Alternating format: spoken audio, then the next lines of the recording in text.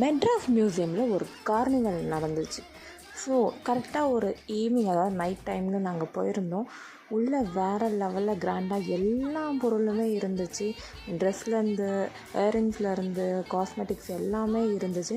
So ஒன்று ஒன்றா நானுமே சுற்றி பார்த்துருந்தேன். ஒரு ஸ்டால்லையுமே நிறைய இருந்துச்சு. அண்ட் இந்த டாப்ஸ் எல்லாமே நல்லா டிஃப்ரெண்ட்டாக நார்த் இந்தியன் ஸ்டைலில் இருந்துச்சு. பட் ப்ரைஸ் எல்லாமே ரொம்ப அதிகம்.